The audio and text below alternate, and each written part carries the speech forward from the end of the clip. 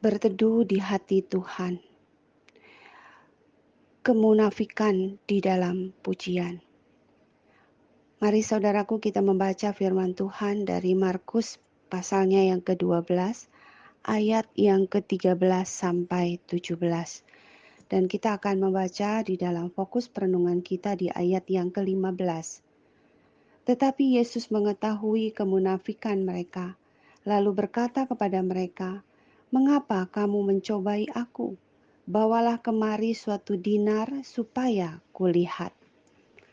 Saudaraku yang terkasih di dalam Tuhan, kemunafikan adalah sesuatu yang bisa kita sembunyikan dari orang lain. Kita bisa melakukan hal yang begitu baik, berkata-kata yang begitu manis, tetapi di dalam hati kita ada sesuatu kejahatan yang sedang kita rencanakan. Inilah yang terjadi dengan orang Farisi dan juga orang Herodian. Sesungguhnya orang Farisi dengan orang Herodian, mereka tidak sepaham, mereka bertentangan. Tetapi demi tujuan yang sama, yaitu menghancurkan Tuhan Yesus, menjatuhkan, menjerat Tuhan Yesus, maka mereka bersatu, saudara. Orang Farisi ingin menjatuhkan Tuhan Yesus, karena mereka merasa Tuhan Yesus ingin menjadi orang yang melebihi orang Farisi. Mereka merasa menjadi orang yang paling benar, yang paling suci, dan paling saleh. Dan apa yang dilakukan oleh Tuhan Yesus di dalam ajaran dan mujizat-mujizatnya membuat orang yang tadinya mengagumi orang Farisi menjadi berpindah kepada Tuhan Yesus. Demikian dengan orang Herodian. Mereka adalah orang-orang Yahudi sebenarnya, tetapi mereka berbelok kepada Romawi yang sedang menjajah orang Yahudi pada waktu itu. Sehingga orang-orang Yahudi sangat membenci orang-orang Herodian ini karena mereka mendukung pemerintah demi mendapatkan sesuatu penghargaan dan juga kelimpahan materi dari pemerintah Romawi. Dan orang-orang Herodian ini sangat mendukung pemerintah Romawi untuk memberikan pajak untuk menuntut orang-orang Yahudi untuk memberi pajak kepada pemerintah Romawi. Dan orang-orang Farisi tidak menyukai hal ini. Mereka memberi akhirnya, tetapi dengan keterpaksaan dan dengan satu pertanyaan yang mereka akan tanyakan kepada Tuhan Yesus. Sebenarnya ini akan menjadi satu polemik yang besar yang akan membuat Tuhan Yesus bisa mendapatkan kesalahan karena jawaban dari apa yang mereka tanyakan. Saudaraku yang terkasih, yang kita lihat di sini adalah bahwa tujuan jahat mereka ditutupi dengan kata-kata yang begitu manis dan puji-pujian terhadap Tuhan Yesus. Saudara bisa melihatnya di ayatnya yang ke-14. Bagaimana orang-orang ini datang dengan mengatakan kepada Yesus, "Guru, kami tahu engkau adalah seorang yang jujur, engkau tidak takut kepada siapapun juga, engkau tidak mencari muka, melainkan dengan jujur mengajar jalan Allah dengan segala kejujuran. Apakah diperbolehkan?" Ini kalimat yang dipertanyakan saudaraku. Apakah diperbolehkan membayar pajak kepada kaisar atau tidak? Haruskah kami bayar atau tidak?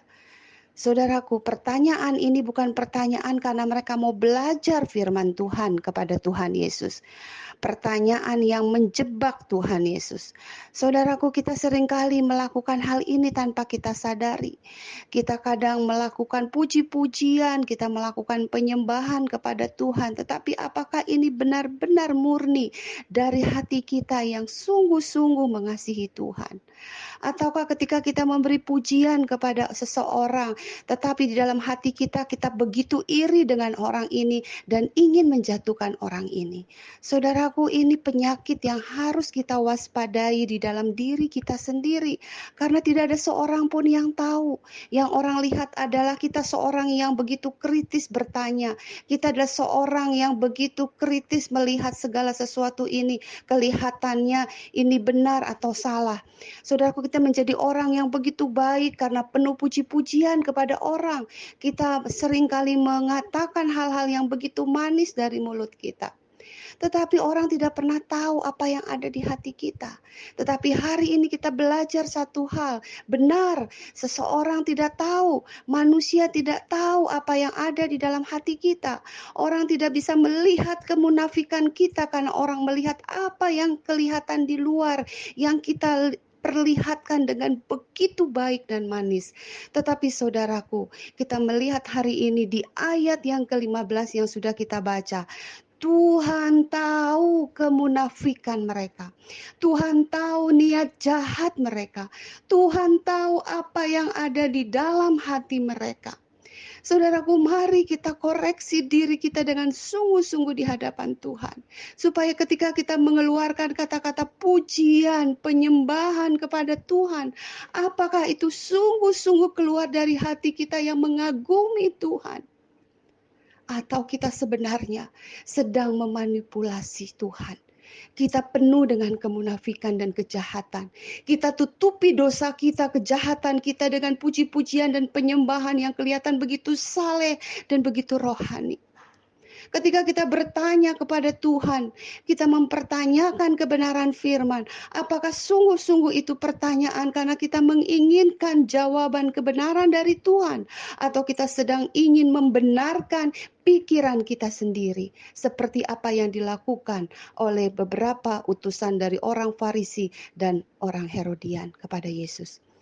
Dan jawaban Tuhan sungguh mengejutkan setiap kita. Kita belajar bahwa Tuhan tahu kemunafikan yang kita bungkus dengan pujian yang begitu baik atau kebaikan yang begitu baik dan hebat sekalipun. Tuhan tahu. Maka kita tidak bisa bermain-main dengan Tuhan.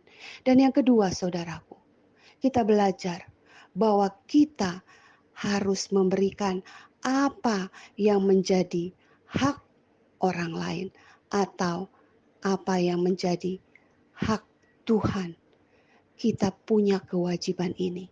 Seringkali saudaraku, kita ingin melalaikan kewajiban kita terhadap sesama kita demi mengatakan kita sedang melakukan untuk Tuhan. Atau kita melalaikan kewajiban kita untuk memberi kepada Tuhan dengan berkata, ini sesamaku membutuhkan, maka aku tidak bisa memberi kepada Tuhan, aku memberikan kepada sesamaku. Saudaraku, ini tidak bisa kita lakukan. Tuhan tidak mengajarkan kita juga untuk melalaikan kewajiban kita untuk membayar pajak kepada pemerintah. Tuhan menginginkan seorang Kristen adalah seorang yang berintegritas, seorang yang jujur, seorang yang memberikan kewajibannya. Saudaraku, kalau kita mau melihat sebatas manakah pemberian kita kepada pemerintah atau kepada sesama kita, bukankah sebenarnya begitu kecil yang kita bisa berikan kepada sesama kita atau kepada pemerintah kita sebagai kata pajak ini, saudaraku, di dalam konteks ini. Tetapi sebenarnya ketika Tuhan mengatakan apa yang wajib kamu berikan kepada Allah, berikanlah itu kepada Allah. Sesungguhnya saudaraku, Tuhan mau mengatakan bahwa seluruh hidup kita, apapun yang kita miliki, termasuk yang kita bisa berikan kepada pemerintah sebagai uang pajak, atau yang bisa kita berikan kepada sesama kita untuk menolong mereka, itu milik Tuhan, kepunyaan Tuhan. Maka sesungguhnya apapun yang kita bisa berikan dan lakukan, itu semua bukan dari diri kita. Maka Tuhan mengatakan, berikanlah apa yang wajib engkau berikan kepada Tuhan. Apa itu, saudaraku? Uangkah? Bukan, saudaraku. Tetapi seluruh hidup kita seharusnya wajib kita berikan kepada Tuhan. Karena apa yang kita punya dari diri kita tidak ada. Semua yang ada pada kita, termasuk tubuh ini. Bukankah ketika kita dilahirkan dengan telanjang. Tidak ada sesuatu pun yang kita punya kecuali nyawa yang berdetak, jantung yang berdetak, yang membuat kita bisa hidup. Paru-paru yang berkembang ketika seorang bayi menangis. Bukankah itu pemberian Tuhan, saudaraku? Tubuh yang sempurna, tangan, kaki, kepala, semua yang begitu baik. Itu pemberian Tuhan, bukan? Maka tidak ada satupun dari diri kita yang tidak boleh kita tidak persembahkan kepada Tuhan.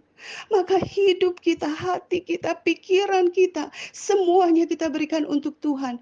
Maka ketika kita berikan pajak kepada pemerintah, seharusnya kita berikan sebagai milik Tuhan, bukan milik kita sendiri. Maka kita tidak pernah boleh memberikannya dengan keterpaksaan. Demikian ketika kita memberikan kepada sesama kita yang membutuhkan, kita berikan sebagai milik Allah, maka kita tidak boleh memberikan dengan perhitungan. Kita memberikan dengan keterpaksaan. Saudaraku, mari kita belajar dari Yesus. Mari kita more like Jesus. Melakukan apapun seperti Yesus. Biar ini perenungan kita, perjuangan kita sampai kita pulang ke surga. Tuhan inginkan bukan eksternal, bukan apa yang terlihat oleh orang di luar kita, seperti apa yang dilakukan oleh orang Farisi. Tetapi Tuhan menginginkan apa yang ada di dalam internal kita. Mari kita bereskan, kita terus renovasi internal kita. Karena kalau internal kita direnovasi oleh Tuhan, kita melakukan apa yang Tuhan inginkan. Tidak perlu khawatir dengan eksternal kita. Apa yang baik di dalam pasti keluar baik di luar. Tetapi apa yang baik di luar belum tentu baik di dalam. Karena itu yang lebih penting bagi kita hari ini. Mengoreksi apakah ada kemunafikan itu di dalam diri kita. Dan berhati-hatilah karena itu kita sedang jauh dari Tuhan. Mari saudaraku kita kembali kepada Tuhan. Kita menyerahkan diri kita kepada Tuhan.